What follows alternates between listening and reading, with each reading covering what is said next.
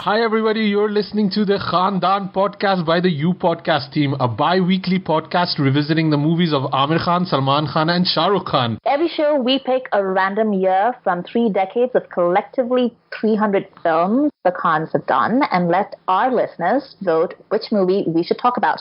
So it's entirely up to you. Pick a team, make a vote, take us down nostalgia lane, punish us, or make us reassess a movie we dismissed. We love the Khans, most of us, sometimes. And we would love for you all to be part of our Khandaan, because when it comes to the Khans in Bollywood, nothing else really matters. In the time it took for Asim to reboot his computer, I called out a lot of people on Instagram. So I'm feeling very productive today. I feel so bogged down by everything right now. Same. Yeah, I was just thinking about it today in the morning. Yeah. Because it feels weird, na? Like when you're doing this stuff, like when you're recording podcasts about film and stuff, and you're like, haha, this is so much fun. And you're like, the world is literally on fire, you know? Yeah. But also, like, it feels like this is so needed for me personally. I just need to, like, have something, like, at least 1 hour a day where I'm not just wanting to kill people. Yeah, so it's the 1 hour where I'm not going to be on Twitter at least, or Instagram or Reddit or whatever, you know. So I and honestly I woke up and I was so down. I was like, maybe I should just tell the guys to cancel today, like, I was thinking about that as well, but I think it's therapeutic. But now that I hear your voices, I'm fine. It's like, taking a break from everything else and just talking to my pals about stuff we like. Because I was like, is it even our space? Is it even our space to talk about this, right? Like, and I think that's a conversation that's going on at the moment.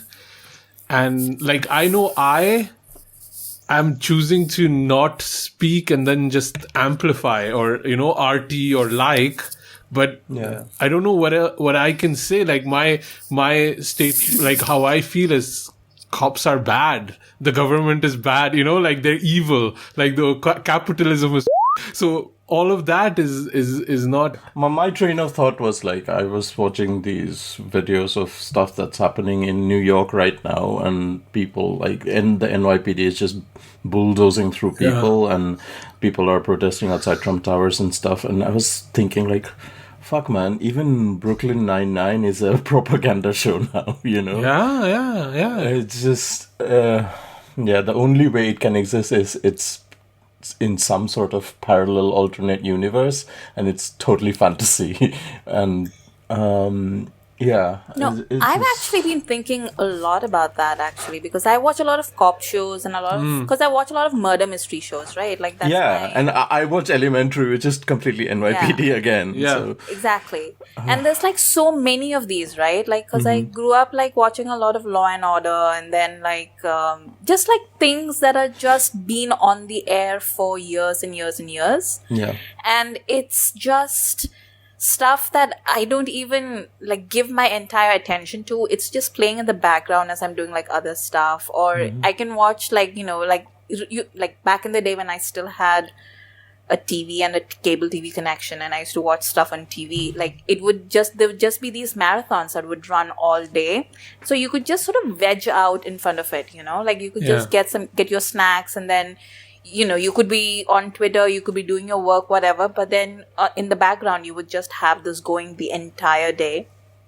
And you don't think of it as being like significant, because you're like, well, who takes that seriously? It's just stuff. But the thing is, there's so much of it. Yeah. And even if it's playing in the background, it's sort of percolating in the back of your head, like this is how the police are supposed to be. They're the good guys, the other guys are the bad guys. Like, you start to like buy into the premises of that universe.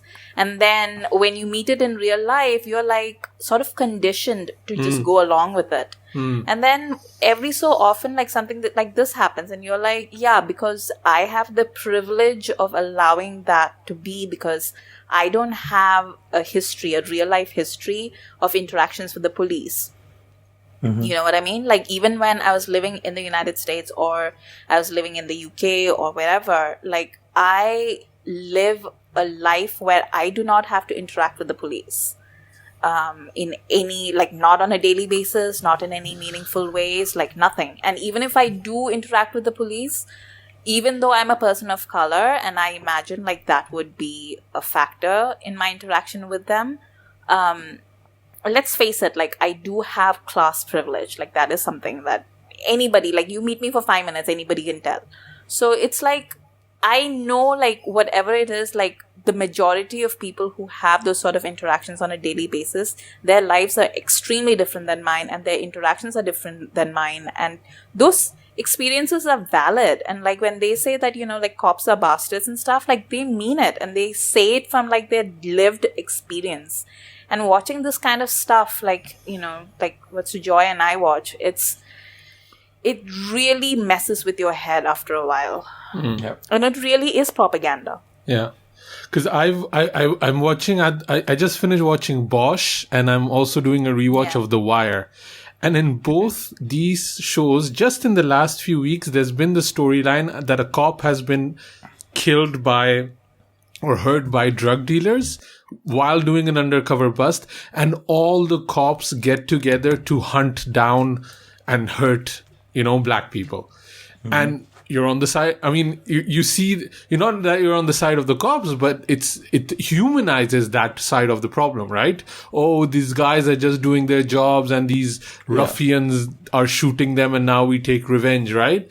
But it's like, we see what the reality is. It's such a, like, it's like the difference is black and white when you see what's happening in the streets now, and then the narrative that's been pushed forward in like fiction.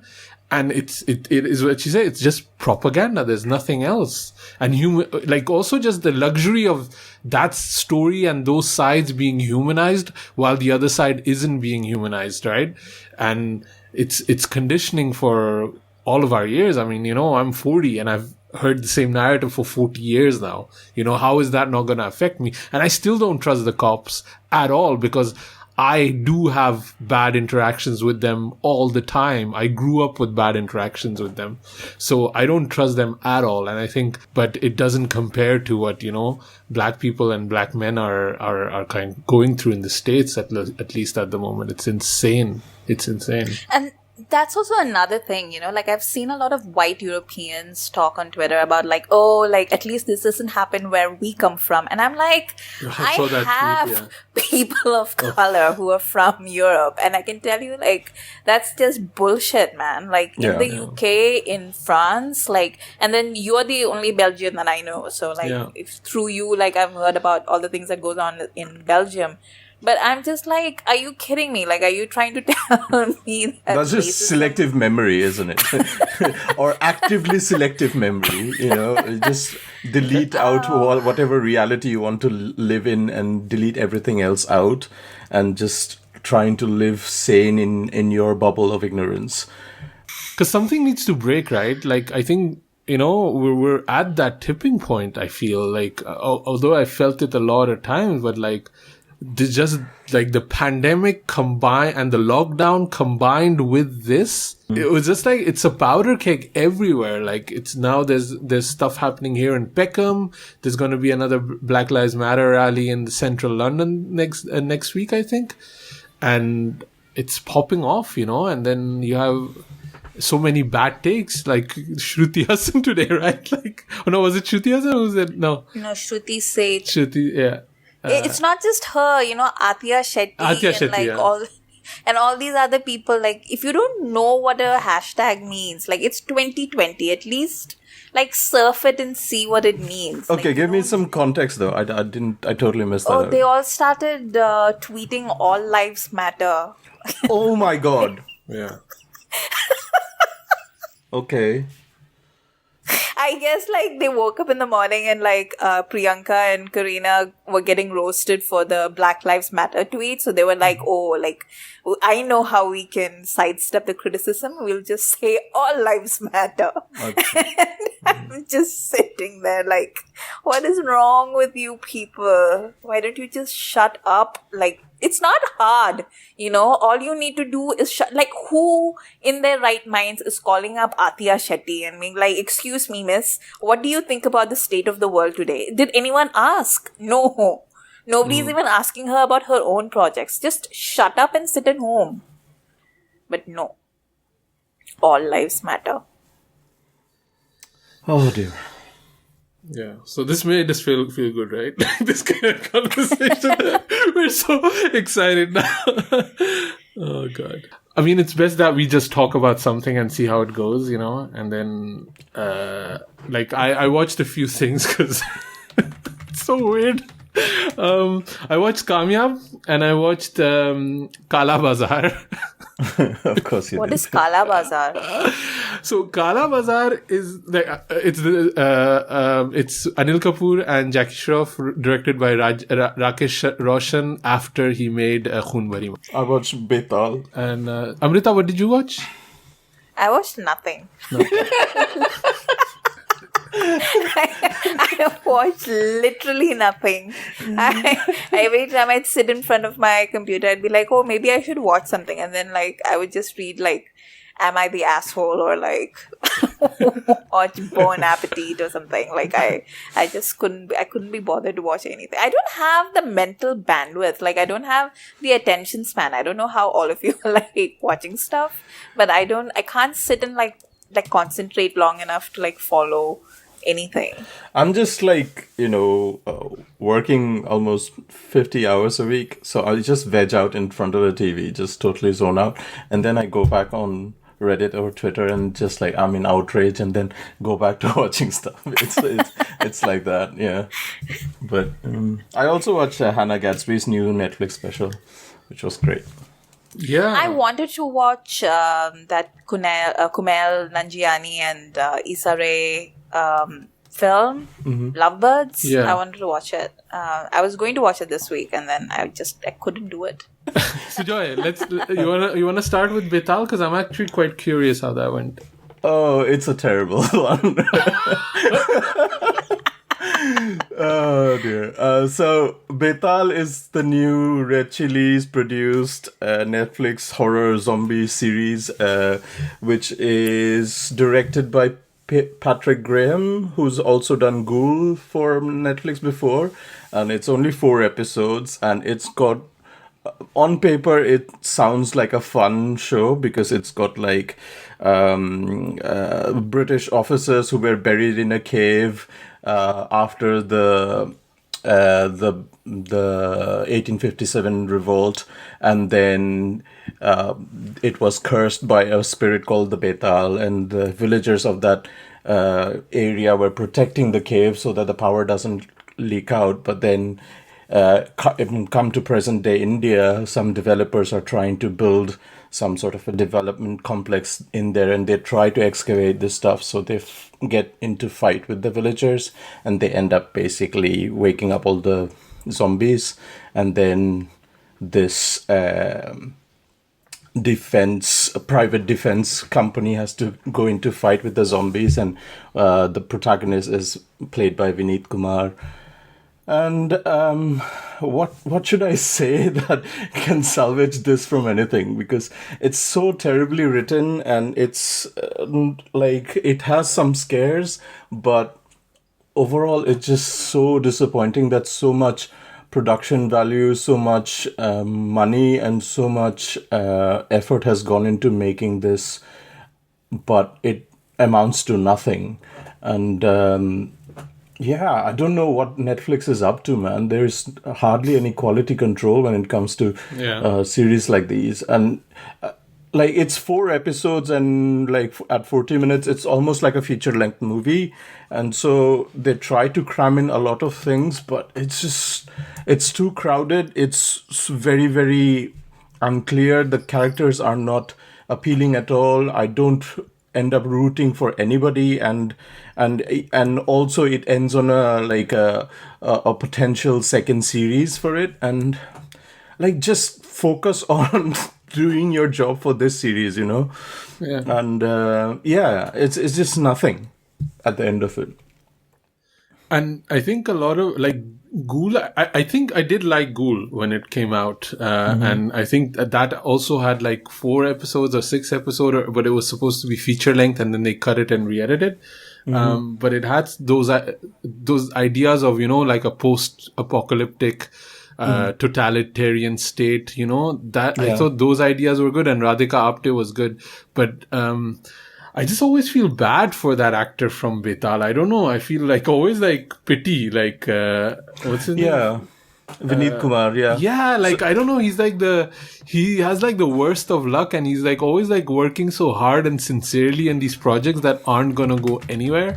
So I think they are all from that Phantom house. Like they sort of started their career with Anurag Kashyap movies, right? And then like him and Jaideep Alawat and all of that, they all were in a lot of shared universe movies, And then I really liked Vineet Kumar in what was that movie? Mukkebaz. Mukkebaz, Yeah, Mukkebaz, and then he did like Bard of Blood, which tanked. Ugly really didn't take off either, even though I really like that movie. He was in Gangs of Wasseypur as well. Just like Jaideep Alawat, after so many years, has really found his footing in Patal Lok. But yeah, I don't know. I mean, but by the way, people, Gangs of Wasseypur is streaming on Apple TV. Just so you know.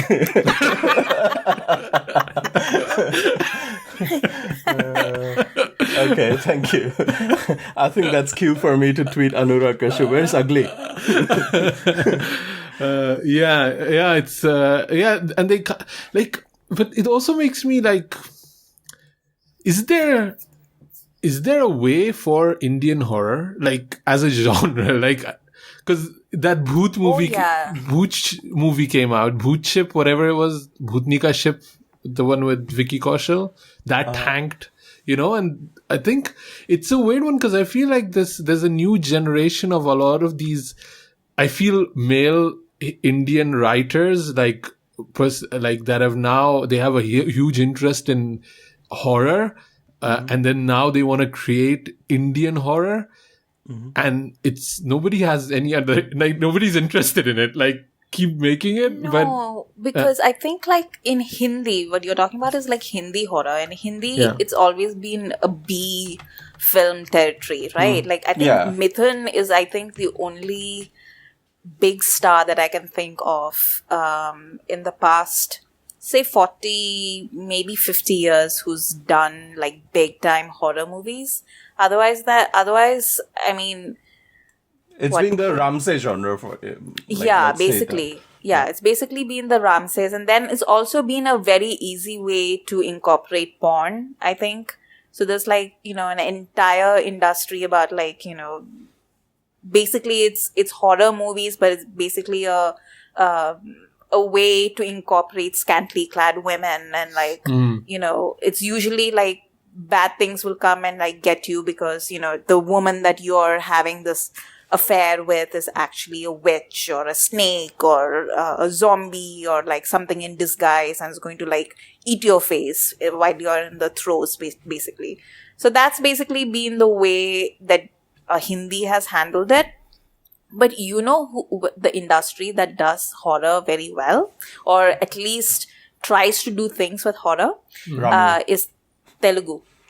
Okay. Like, there's like a whole bunch. And again, it's like veering on B territory sometimes. But there's a bunch of like really good horror movies, or at least like movies with like really sound concepts of what you can do with horror in Telugu. And I don't understand why they're not leading the charge, or why like Telugu cinema is kind of like trying to forget it, because as recently as God, what is the name of that movie? I keep forgetting. It's Anushka Shetty. And a lot of it is like, there are like scenes that have been taken from like, Crouching Tiger, Hidden Dragon kind of movies and stuff. There's a lot of like wuxia stuff that they've incorporated into it. And I think that's the angle that Telugu movies take, where, you can do a lot of action and special effects. But they pull a lot from like local folklore and local history and from like religious motifs and stuff, and they make these movies. Is it and it's really Bhagamati? Is that the one? No. Bhagmati is the second one, I think. Before Bhagmati, she did one. It starts with an A. It's like really, I can't remember. Arundhati, that's what it is. Okay.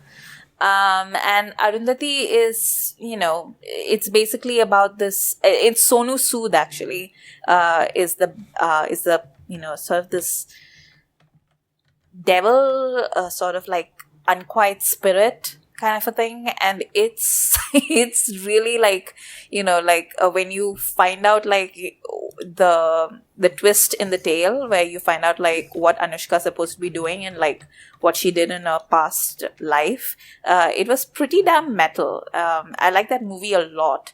But there's also like all these other movies, a lot of the women-oriented films that were made in Telugu were actually horror movies, and usually had like, I think they were trying to sort of go for a religious bent. So it was usually like, this goddess has come to earth and stuff.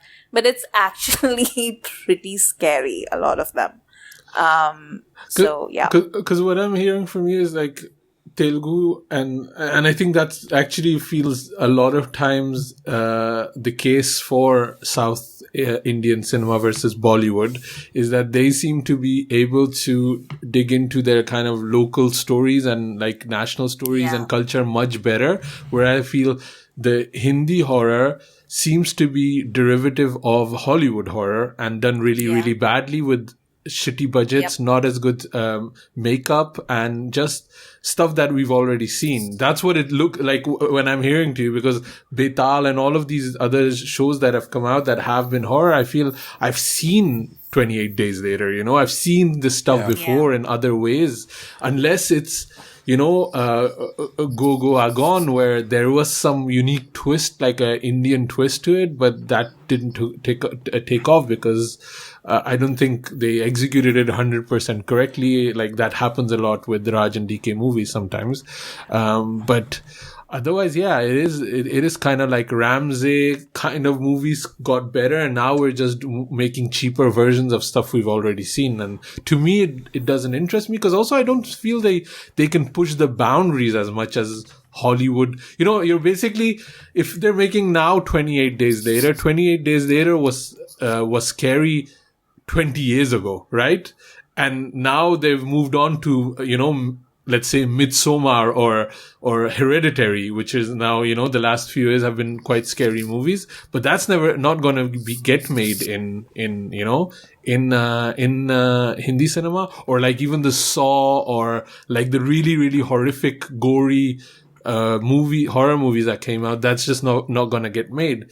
So I think they're kind of in this no man's land where it's not scary. It just, honestly, it looks ridiculous to me. I'm looking at, while you were talking, Sujoy, I was looking at the images on IMDb of Betaal, and the makeup looks ridiculous to me. I would just disengage. I think there has to be some sort of original voice when it comes to, specific genres of movie making. And when Ram Gopal Verma made Raat in 1990, it's still scary as and that movie does not really sit anywhere between folklore or new kind of horror or any sort of soft porn, and there's just the central character being exercised in some way, and I think that has to come into the picture. And all these Netflix shows, they are being backed by Blumhouse, which is one of the biggest horror productions in the world, and they've made like all sorts of movies from Sinister to Conjuring and all of that. And so I don't know why they are not collaborating with the ones who can actually understand the genre and not really deriving it from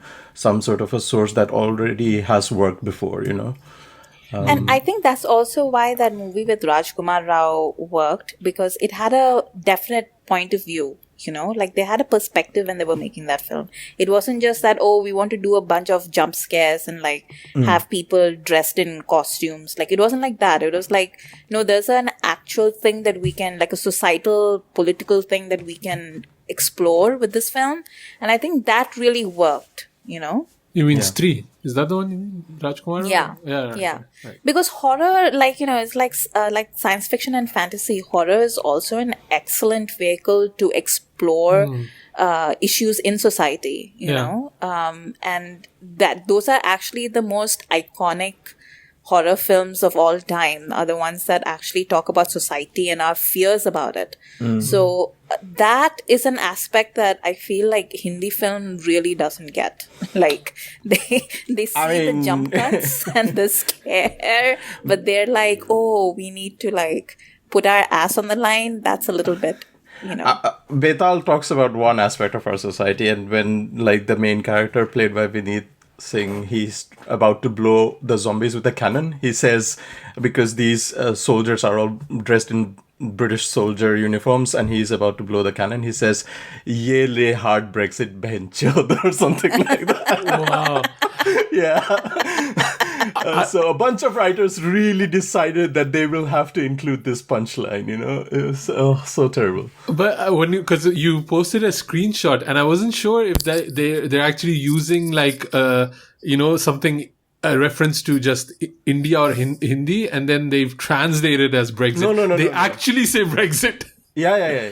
Wow, that's that's the other thing I feel with horror. Horror is something like timeless, you know. You can't put like very specific references when, you know, maybe in 5 years nobody will remember about Brexit anymore. You know, like, I don't know. It just seems off. That's to me. That's you being optimistic about Brexit.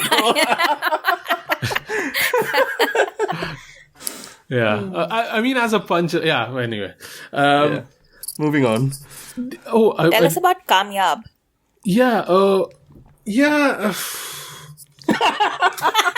I actually wanted to segue another way. Did you guys read that interview on Bollywood Hangama with the single screen exhibitors that slam Bollywood? No, I haven't. Yeah. You haven't? It's very, very long. Okay. That's why probably. You had Betaal to watch. I think you warned. Like, it's very long, so I totally gave up. Yeah. Did you read it, Amrita? Yeah. The gist of it, Give us the TLDR version of it. I mean, the thing is, like, you know, like with entertainment, you know, it's like show business, right? Those are the two things together you put in. And these are people that are just focusing on the business side of things, right? And these people, these theater exhibitors are also just the theatrical experience as a whole has been on the decline for the last, I don't know how many years, right? And then on top of that, there's a global pandemic. So there's three different factors that are at play here. And then I think what we kind of touched upon with the Betaal chat we just had, there is a disconnect with Hindi cinema at the moment between what the audience seems to want and what the content providers are giving. And I think in that piece on Bollywood Hangama, I think that's kind of like crystallized in the voice of these exhibitors who are like basically saying like, you know, just make normal movies. Why do you want to make these weird Anurag Kashyap, Sujit Sarkar kind of movies? Like, nobody wants to watch them. Why are they getting financed? It's hurting the entire business. And the second point I also got is like, it was interesting to see which actors are viewed as bankable and which aren't, and which people are which they see potential in. Like, for example, like they mentioned the name Imran Hashmi. That was a solid crowd pleaser, and then he kind of stopped being a harami. That's the actual quote in the text. Okay, is harami ki picture kya aa rahi hai? So I just thought it was a very interesting thing, because I think Imran Hashmi definitely was successful, and he had this huge pull with the audience, and he actively wanted to pivot away from that. And then he just got lost. And I think that getting lost sense is something that I feel is happening with Hindi cinema as a whole. Like, Karan Johar does not know what to make anymore, you know? Like, what is gonna connect? What is gonna get him the next Bahubali? And none of this is gonna do it, you know? And the worst was for people like, you know, Anurag Kashyap, who's making movies upon movies upon movies.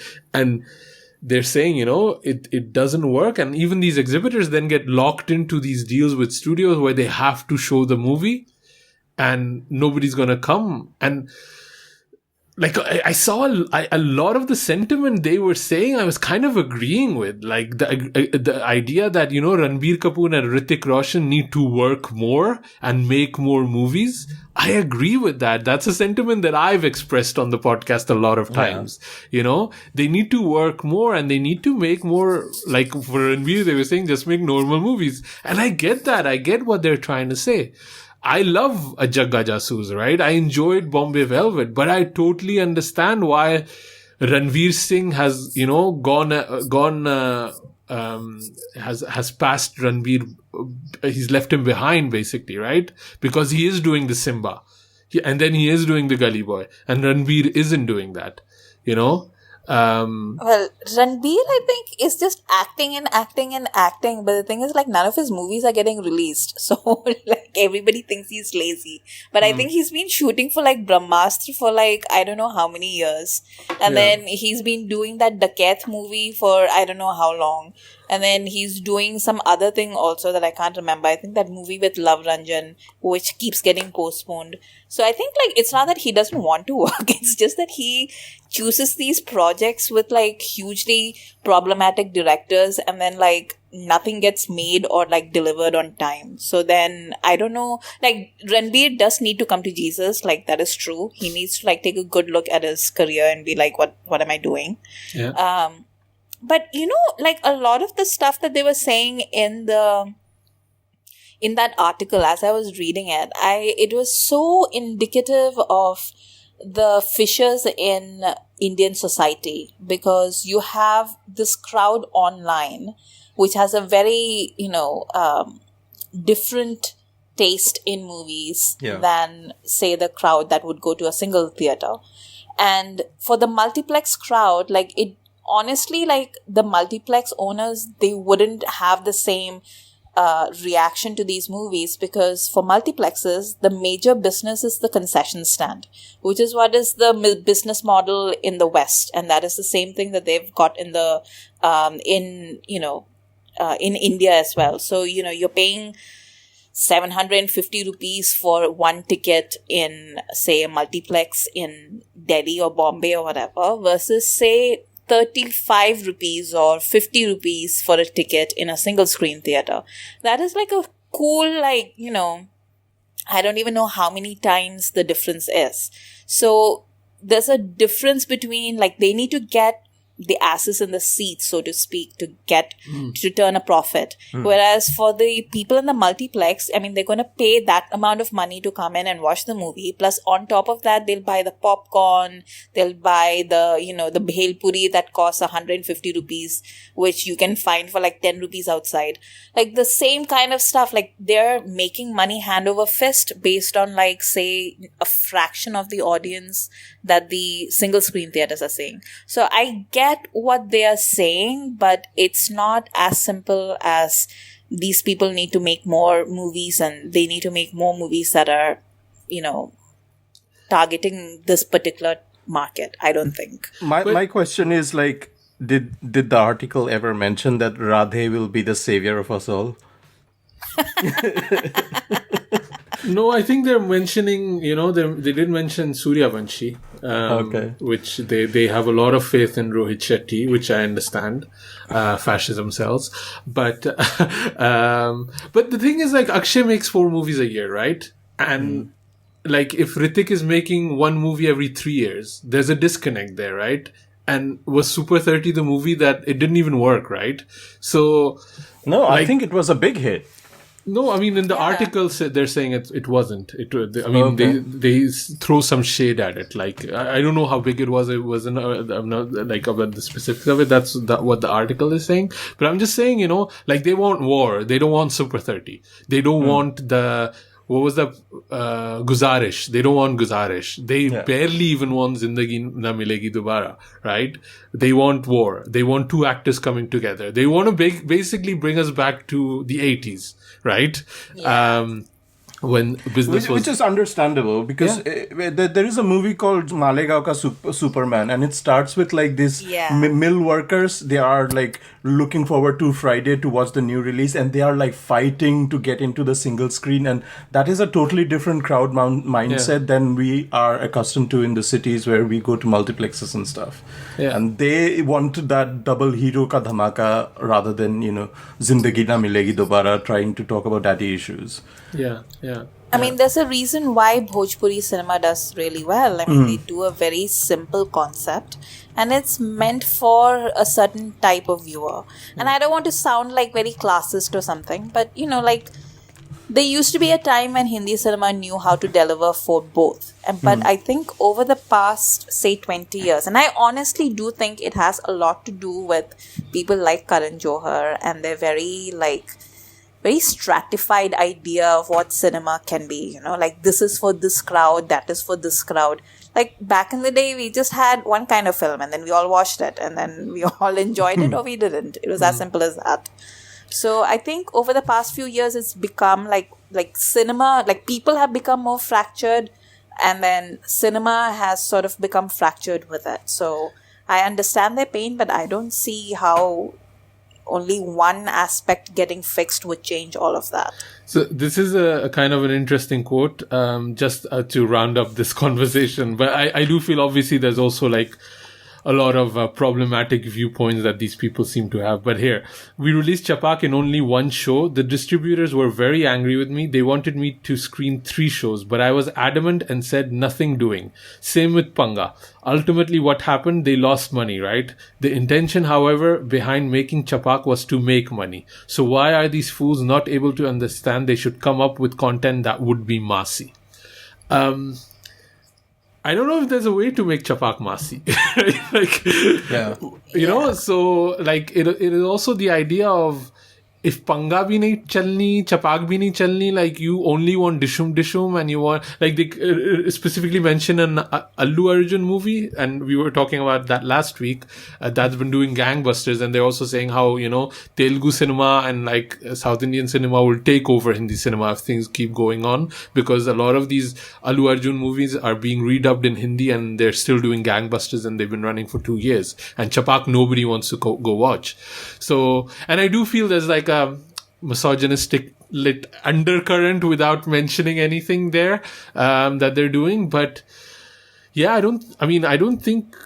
I see what they're trying to say, you know, and I think we even mentioned it, like we don't even want to go watch Chapak because the world is just shitstorm and I don't want to watch a movie that'll just make me feel bad. And I think for a lot of people that are going to these movies as an entertainment, their lives are 100 times worse than my life is, right? So they want entertainment and so I get their point, but it's I don't know what the solution is.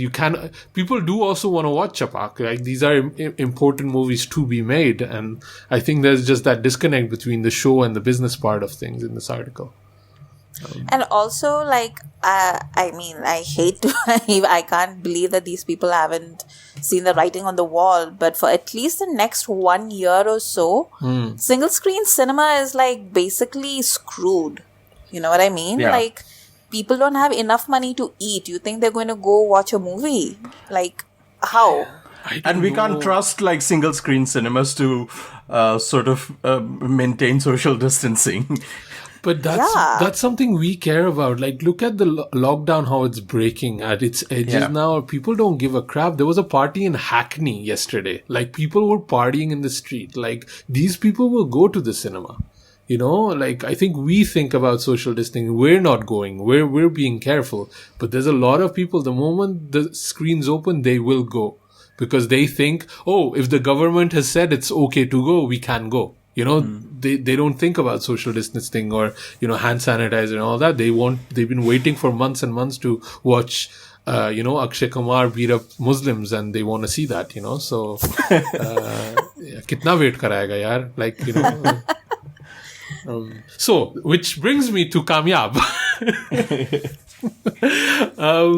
Because that article rang so true when I was watching Kamyaab, because I think we talked about it that you were, I think, Amrita, you were quite excited for that movie. I was not necessarily that interested, but I was like, it's on Netflix. Like, if I would watch it, this is how I would watch it, right? Mm-hmm. And the same thing happened with Netflix. I don't know, like, okay, this was an outside production that they bought in. They didn't produce this movie, but it has some good ideas. It has some good intentions, but at the end, it just doesn't work. And it just kind of a muddled mess. And definitely in terms of the writing, I think the idea of these side actors or their plight in Hindi cinema, that is a really interesting one. We all have these people and familiar faces that we've grown up with, and we like them and we praise them and we want the best to happen for them, but they've not had great careers. They've just, and especially now the way cinema has shifted and changed, there's no space for them. So it was really cool that Kamyaab was kind of like making that storyline, and then also that there's a lot of those actors in the movie, and that's really cool. Like, you see them getting together for some drinks, and you saw all of those familiar faces that you've not seen in ages, right? And it's really, really cool. Even like, but it's also like an age thing where some names we do know because we've really grown up with them. Like, let's say Avtar Gill. We know Avtar Gill, who's playing like a baddie in this movie, and he's like playing the thugs of the side actors, and it is hilarious. He is the best part in this movie. But like Viju Khote, we know, and is Yunus Parvez in this? Well, Yunus Parvez died, but he's mentioned in it. At the end, there's like a credit sequence where we see all of those familiar faces that you've seen, like, Murad, Iftikhar, and you see their real names. So, like, Zabisco is in it from Amar Akbar Anthony, but his name was Yusuf Khan, which I didn't know. And then also, it was really cool to know of the name Kedarnath Sehgal, which I always call him Dr. Saab. And you know who that, do you know who that is, right? Or not? Yeah.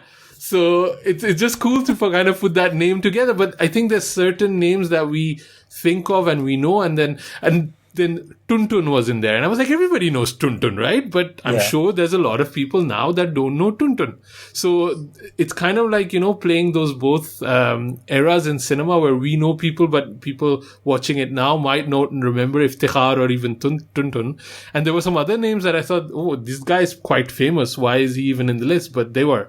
But the story itself devolves in this father trying to reclaim his space within his family, and even like the finale is like on a school stage where he's like doing all of his roles, and Sanjay Mishra is playing this actor, and that whole finale doesn't work for me, and it just kind of leaves that whole storyline of side actors and their importance to cinema, and that all of that just gets forgotten. And one also really weird thing I found, so this guy that Sanjay Mishra is playing, Sudhir, who's referenced to Sudhir, he has this line in a 70s movie that makes him really famous, like, enjoy life, baki option hi kya hai. And that's like this line that's like his Areo Sambha or something like that, right? But I just felt that line, option hi kya hai, wouldn't be like a 70s line. I don't know. Do you see what I'm saying? Amrita, their writing is off. Like, the word option would not be in a 70s movie. And because they keep repeating that line, I just felt like this is not Areo Samba where they're trying to make it Areo Samba, right? It seemed manufactured, and that's why it didn't work for me. Like, there's some disconnect there. So yeah, it's just kind of like a weird linguistic thing, but I think that dialogue, the whole movie hinges on the popularity of that dialogue. And I just don't think that dialogue would have been that famous in the 70s. So yeah, that's Kamyaab. I don't know. It didn't work for me. I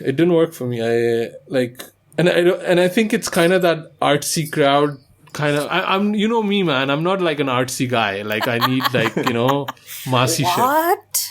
Yeah, I need my massy shit. So, but I like an Aankhon Dekhi I can appreciate, but this, I was like, yeah, it's a missed opportunity. That's where I was with Kamyaab. And I'm seeing like a lot of praise for it from like critics have given it like good reviews, I think. But I don't know, it's not, it didn't work for me at least. And it's not just me being like, oh, I want punches, and there was some disconnect in the way the story was told that didn't work for me. Are you guys gonna watch Kamyaab? Is that at all of interest of you guys? Yeah, it's on my list. I'll watch it eventually. So after that, I kind of wanted to wash it down by watching something super masala, and that was KAALA BAZAAR. I did. I found it. I watched KAALA BAZAAR, which nobody knows. Like you guys, I had to explain to you guys what KAALA BAZAAR was, right? So this is a movie it's like a movie from a bygone era. Like, not 80s movie, but, a 90s movie, but feels like an 80s movie. You know what I mean? Oh, it's 89. And it has Anil Kapoor and Jackie Shroff, Farah, Kimi Katkar, Kadir Khan, Shafi Namdar, Johnny Lever, like all of these known names that we know, right? It's directed by Rakesh Roshan, and it was the movie he made after Khoon Bhari Maang, which I watched a couple of, episodes ago when we were talking with Beth. And this movie is so bad. It's so bad. I don't even know what really to say about this movie. It was on Prime, and I was like, I want to watch some Jackie and Anil movie. And they were like 35 when they made this movie, and they're playing college boys. Like, it's a crazy movie, and it's with Kadir Khan, and it's weird because you have Anil and Jackie, but the movie is basically about Kadir Khan and about corruption and black money. And Kadir Khan is giving these long ass speeches, and he has like the best dialogues and the best line. And it's like, it really feels like almost like a theater play. Like Kadir Khan is just like giving these long monologues and stuff like that. And it's like, it's just the Kadir Khan show. And it has a lot of songs by Neil Nitin Mukesh's dad, which I sent a text to Pitu, like, this makes me think of you, Pitu, which didn't make Pitu very happy, but that's what friendship is for. But yeah, it was an interesting experience. I don't think I would recommend it, but it did make me think how like, I think there's been a reappreciation of Anil Kapoor in the last few years, right? But not of Jackie Shroff. And I think that kind of we wanted talk a little bit about Jackie Shroff, right? That's what we wanted to do on this episode too. So, and especially now with Tiger being like, as the single screen exhibitors are saying, like, he's the golden boy of Hindi cinema at the moment. So, Amrita, where do you stand on Jackie Shroff? I really enjoy him. I was like going through his filmography, and I was honestly a little bit shocked because he's been in like so many movies that was sort of integral for my 80s, 90s movie watching experience. And I didn't really think of it that way. And there are like some like not even like big movies, because he did a lot of 2 hero films and 3 hero films. He even acted with a dog. Yeah. And he did some and honestly, like, I remember like at one point in the 90s, he was just really hard up for money, because he's just famously bad with money, So, I think he was broke, and he was just saying yes to pretty much anything that came his way. And I think that's also the reason why today he has like a very prolific career all over India, like he acts in Bengali, he acts in Telugu, Tamil, Malayalam, like everything. Yeah. And I think it goes back to the 90s when he was just dead broke, and I think he had to sell his house or mortgage his house or something. and he likes to live large, and so he's just acted in some like really weird movies as well, like things that you're just like, why would you make this movie? Like, weren't you like really successful? But there are a lot of paycheck movies in there as well, and as well as like really iconic ones, so you're like, wow, like what is happening? Sujoy, where do you stand on Jackie? I think like he has some of the most memorable performances when you think about it, and he was part of the 80s 90s Kashashita, which is him and Anil Kapoor, right? And then he, I don't know how and when it actually happened, but he's transitioned from being, you know, Vidhu Vinod Chopra used to call him like the larger than life hero, and he used to taunt Anil Kapoor to be more like Jackie and all of that, and he was always Jaggu Dada. And then I don't know when that transition happened, but then he went into doing some sort of shady Ooty kind of movies, and he was playing Daku in something, and then he would somehow get reduced to supporting characters, and he did movies from I don't know which era, and he was still doing those kind of movies. And then suddenly after many years, right, I didn't see him in movies because I was not watching all these movies. And then suddenly I watched him in a festival movie called Aranya Kandam, which is a Tamil movie, gangster. He plays a larger-than-life character. And like that's the kind of career arc that he's been through. He's seen it all, he's done it all. And it's great. Like, I think you see Irfan Khan doing a Namesake and Lunchbox, but also doing Welcome. It's kind of like that. And Jackie's done it.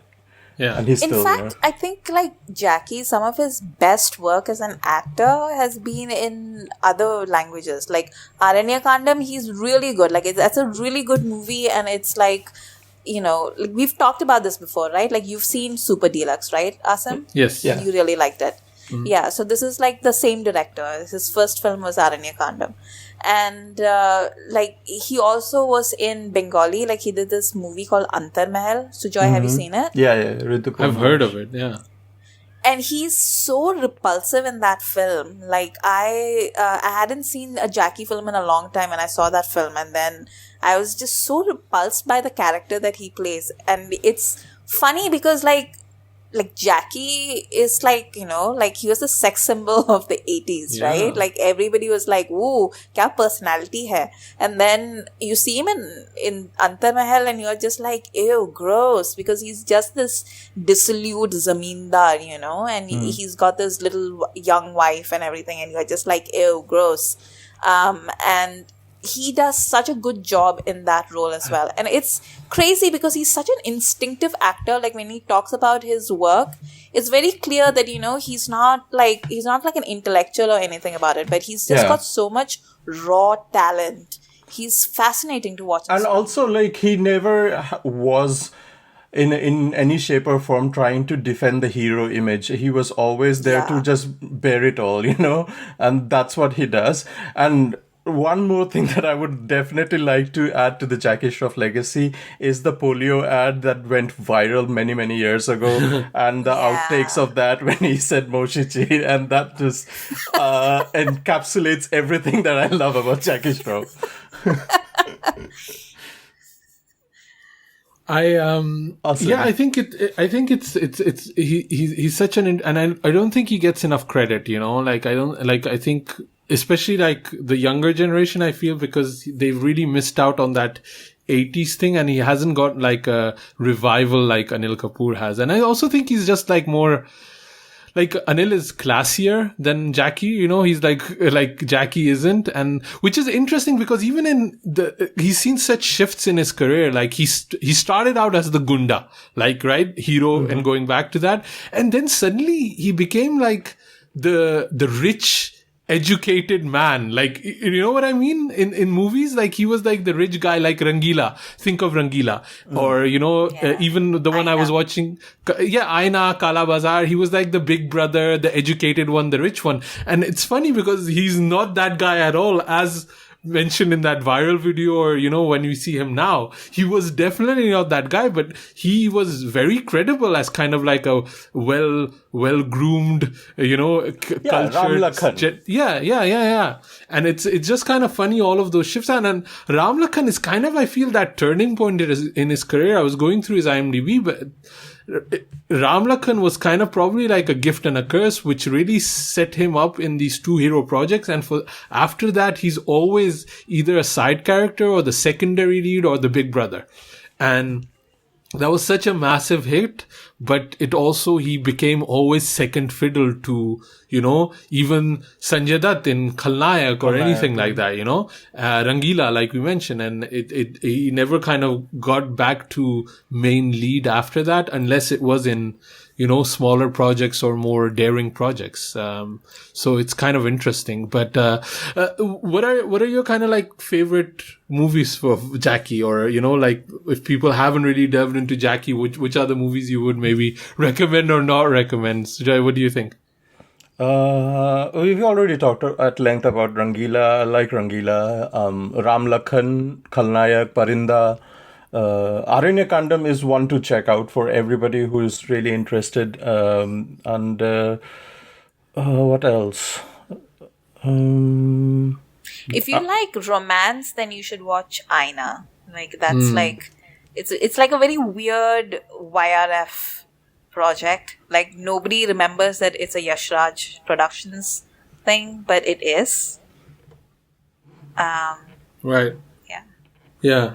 What about you, Amrita? Which one stood out for you that you said these are the Jackie movies? So I haven't rewatched any of these in like years and years and years. So I'm just going strictly off my nostalgia and my memory. So take it with a pinch of salt. But Hero, like I still listen to the music of Hero. Like that album was like amazing. And I remember watching Hero as a child and being like, he is so wonderful, because he just filled the screen, like he was just charisma. Yeah, I watched Hero so many times as a child, and that movie is so inappropriate as a child. Like, but it's amazing. Back in those days, we had no such things. We just watched it. So tell your wife, tell your kids, watch Hero. And then Parinda, of course, like Sujoy said, like it's one of the great gangster films of Hindi cinema. Yeah, it's the OG to me. Is it what? It's the OG gangster movie, Yeah. It started it all. So I was watching Kaala Bazaar, and then that tweet came, somebody expressing Parinda is on Prime. I was like, why am I stuck with Kaala Bazaar when I could watch Parinda? That tweet came too late. And then Aina, like I said, but also Tridev is, I think, his best ensemble movie. Like that movie is batshit, and I enjoy it so much. And it's got such a weird cast. It's Nasiruddin Shah and Jackie and Sunny Deol and Madhuri and Sonam and Sangeeta Bijlani, and it's amazing. Like I enjoy that movie so much. I don't care. Yeah. And Devdas, man. I really hate him in Devdas. Okay. I was thinking, he's not great in Devdas. I wouldn't recommend Devdas to my worst enemy, so no. I don't like that. And then Khalnayak and Ram Lakhan, but those are like Anil and Sanjay's movies. So I don't really think of it as Jackie movies. Yeah. What else would you recommend? I had two, and these are probably movies nobody talks about, and I've not rewatched them, so I don't know. But they had a big influence on me as a kid. Was Allah Rakha and Shiva Ka Insaf. I loved Allah Rakha. Like, if people don't know about that movie, it's like Jackie as a baby has a problem with his heart, and they put a pacemaker in it, and that pacemaker gives him superpowers, and it is the most amazing thing ever, because he is like every time, like he's gonna get. And by the way, Jackie Shroff is one of the best actors before Shah Rukh to see getting beat up on cinema. He has this way of getting beat up where he like does these spasms on the floor and it looks amazing. There's this movie he had with Farah. It had really, really famous song. I'm blanking on the name of it. It had that song Dil Jale, I think it's called. Dil Jaan Se. Anyway, and he gets beat up on the bridge, and then he comes back to, like 5 years later with like a leather jacket to take revenge. It was awesome. But yeah, Allah Raka. So every time he gets beat up, the pacemaker starts working, and then he gets like super psyched, and he just kicks everybody's. As a kid, it was amazing. It was amazing, and I think even the pacemaker has the number 786. I think, if I'm not mistaken, I've not watched it, but it has that Muslim angle, which for me as a kid was amazing. So that was really cool. And I think he was kind of like one of the first superheroes with Shiva Ka Insaf. I think a lot of times, even I give credit to Mr. India, but Jackie was doing that before with Shiva Ka Insaf. So, that was really cool. And a movie that really, really is close to my heart is Gardish. And I adore Gardish. It's not one of the best Jackie movies. For me, it's one of the best movies ever. And I think it was a remake, right? From a South Indian movie, if I'm not mistaken. It's directed by Priyadarshan, isn't it? Yeah. So on behalf of all Malayalis, I feel it is my duty to inform you that the original was better because otherwise the Malayali nation will come after my life. But the original is called Kiridam and it had Mohanlal in it. So obviously, he's an amazing actor. But Gardish is an amazing film. Special shout out to Gardish. I think I watched that and I knew that Dal mein kuch kala hai, but I at that time, so many movies were just straight up getting, Priyadarshan, that was his business, right? Just taking movies from the South and remaking them. And even the sensibility and the lighting of that movie, I remember really well. It just didn't seem like a Hindi movie, right? The language of it. And that's why it was so cool. It looked so fresh and the storyline of it was so, so good. And Amrish Puri had a heartbreaking performance in it. I don't know who played it in Kiridam. Is that what you're saying? Kiridam. Who's the equivalent of Amrish Puri in that movie? Tilagan. Okay.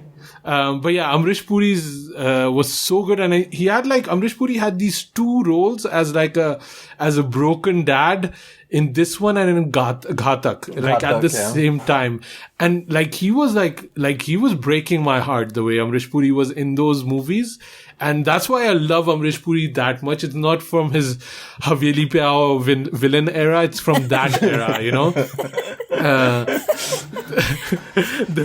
the broken we are dad. so reduced into memes, man.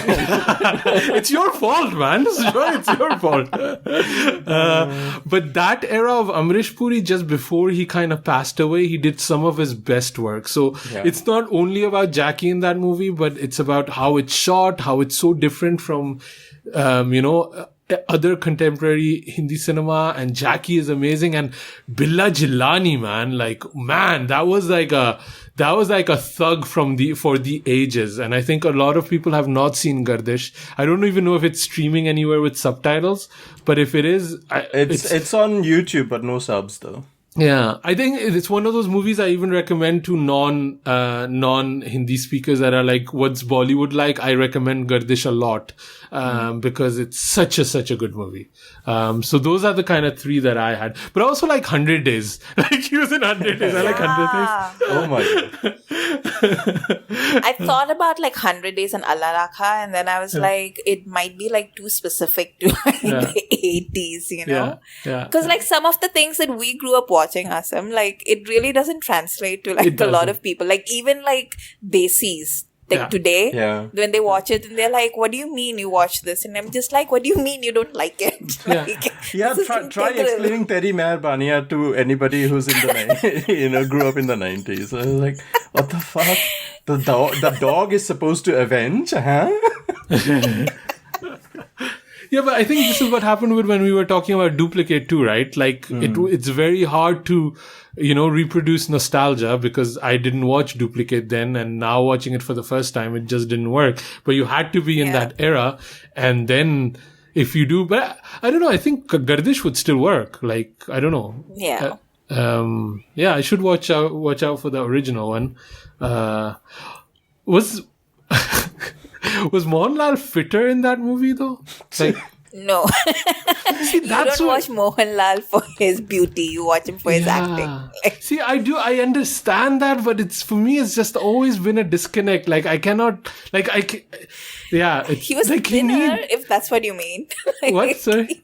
He was thinner, if that's what you mean. Yeah, but I just need, because I've been so, I love Gardish so much, Billa Jilani, that fight scene at the end, that needs, physicality. And, when you said Mohanlal, I was like, really? I just don't see it, but I want to watch it because the few things I've seen it with Mohanlal, I thought he's been amazing, but I've been wary of the kind of alpha male roles that he's played. I've not watched any of them. So maybe I should just, get over my bias and watch them because I know he's great, but I've never seen him in those alpha male roles where I see, If I'm not mistaken, Mohanlal in real life was actually on the state wrestling team or something. He was, he actually knows how to fight in real life.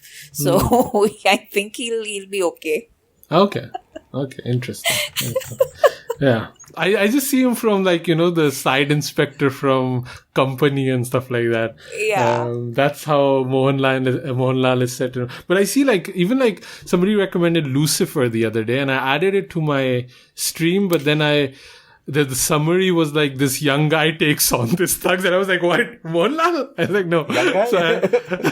So I don't know. It's the summary and the Mohanlal with the summary. I was like, this looks ridiculous, but I should just get over it and watch those movies. Right? I actually have seen Lucifer. It's actually a very good time pass, I thought. Yeah. It was, if you it's very, the usual Telugu, Tamil actioner kind of vibe. That's what it is. Except in Malayalam. So it's just hey, what is happening? But it's also fun. I don't know. Yeah. I think we're done. Anything else we want to talk about? Oh, I'm gonna quickly shout out to the London Indian Film Festival stuff. Yeah, go ahead. So the London, what is it? The London Indian Film Festival. Indian Film Festival, yeah. That's on, that's supposed to be on right now, but thanks to the pandemic, obviously, nobody can get to it. So instead, they've just done what all the other film festivals are doing this year, and they've just put a lot of their content online. And I think Sujoy has seen quite a few of them, right, Sujoy? Yeah. So on their website, Love Live at Home, they have released the short film winners from the last couple of years. I think they've released from 2011 to 2019. All the short film competition winners are online on their website, and I've seen two of them. One is directed by Neeraj Ghaiwan, who we know, who also directed Masan, and it's called Shore, and it has the actor from Betaal, Vineet Singh, in it. And it talks about migrant workers who have come from UP or Bihar, and they are working in Mumbai, and they're trying to live their life, and how their life is surrounded by all sorts of miseries, and they're trying to navigate their own family dynamics through that. And it's very interesting because in a way, they are trying to condense a whole storyline, a beginning in trying to establish characters, a middle where there is the struggle, and trying to resolve it within 17 minutes or so. And it works for me.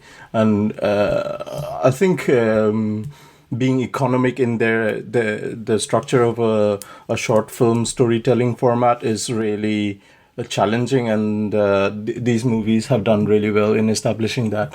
The other movie that I watched was a Marathi movie called You Ushacha, directed by Rohan Kanbade, and it tries to explore a lesbian love story in a very rural setting. It tells the story about a farm laborer who is just beginning to explore her own, coming into terms with sexuality and how she fantasizes about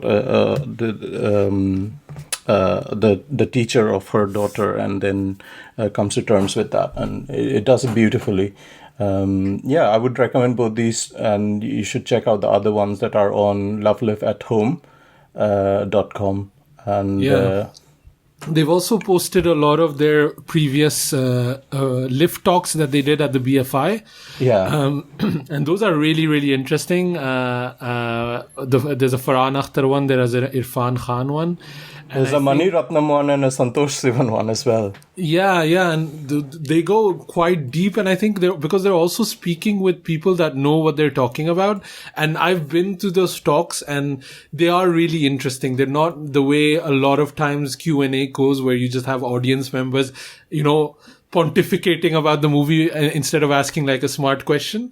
I think these are like Irfan Khan is talking with Asif Kapadia, right? So these are people that know what they're doing. So it's quite, and those are also available to watch on the website. So I think, go there, watch these things, the content is there, and I think they'll be doing a lot of things. And I think we were talking about how tough it is for exhibitors and theaters, but it's also very, very tough for film festivals at the moment. And there's quite, all of them have gotten cancelled, and there was some talk about putting the movies, I think the Sundance movies were going to get bought by Amazon, but Amazon was lowballing them. So even at that stage, they, these smaller movies that don't get a lot of push, that don't have a lot of space, this is kind of a way to, support that kind of cinema if you do support it. I know I am a lot of times very dismissive of it, but every time I have watched it, I do get something out of it. And the thing with LIF has always been, if you don't watch these, especially in London, you're never going to get to watch these movies sometimes, and they've always been very interesting. So I think do go to the London Indian Film Festival.co.uk or follow the hashtags at love LIF.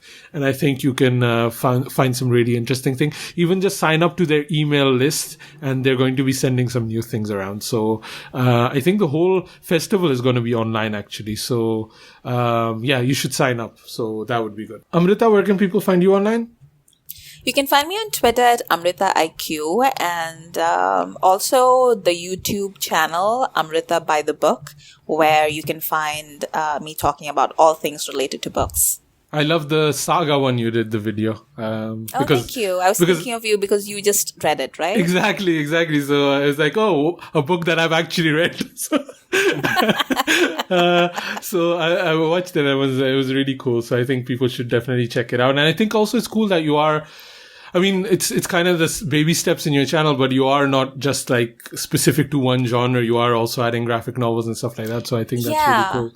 I'm trying to provide something for everybody. I'm not trying to just do if it was just up to me, I would just talk about fantasy and romance all the time, but I appreciate that other people would like other things to read also. So I'm just trying to do different sorts of things, and if there's anything that people would like in particular, you can just find me on Twitter or on YouTube, and let me know what you want to know more about, and I'm sure I can talk about it. But Sujoy, man, where can you find you online?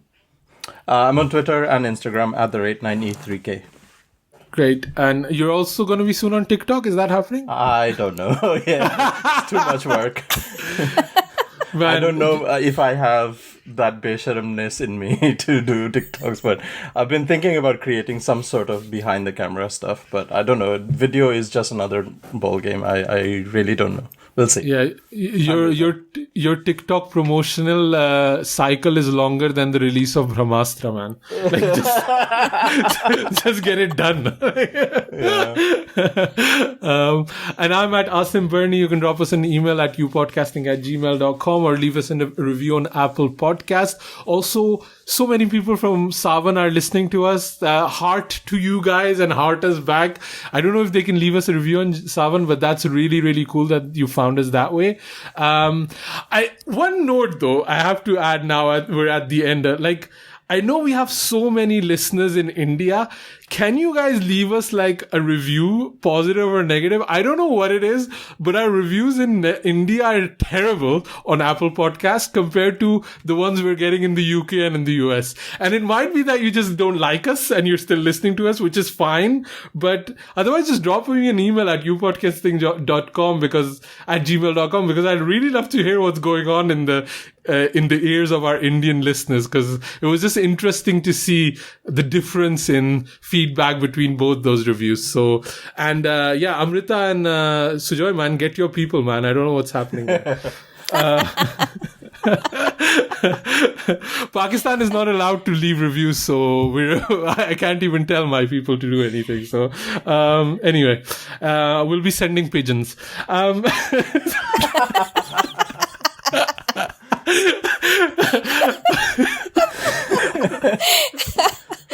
Khuni pigeon ka attack. Anyway, that might be a very obscure reference to people, but just Google it, you'll find it. Killer pigeons from Pakistan, you'll find it. Thanks for listening, guys, and we'll be back very soon with a new episode of